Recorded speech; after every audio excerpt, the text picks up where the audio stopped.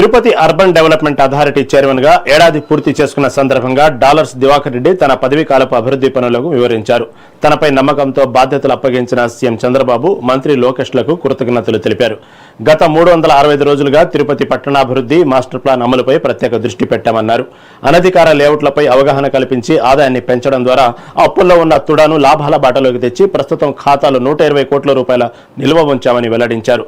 ఎమ్మెల్యేల సహకారంతో అన్ని నియోజకవర్గాల అభివృద్ధికి ప్రణాళికలు సిద్ధం చేసినట్లు పేర్కొన్నారు.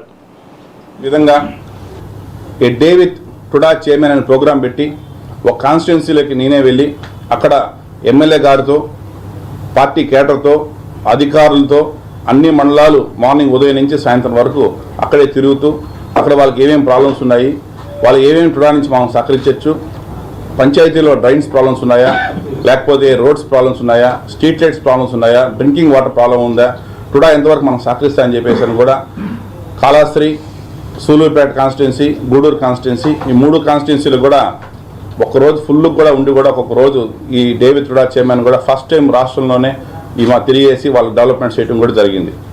అదేవిధంగా ఇంకా డెవలప్మెంట్స్ విషయంకి వస్తే మీకు అందరూ తెలుసు, ఇన్ని రోజులు టుడా అంటే ఏదో ఒక కాన్స్టిట్యున్సీకి పరిమితం అయిపోయింది, లేదంటే ఒక వీధికి పరిమితం అయిపోయింది, ఒక చిన్న పనులు చేసుకోవడం అనే లెవెల్ని తీసుకెళ్ళి టుడాని ఆంధ్ర రాష్ట్రంలోనే నెంబర్ 1 పొజిషన్కి తీసుకొచ్చేదానికోసం నేను నాతో పాటు అందరూ కూడా కష్టపడి చేశారు.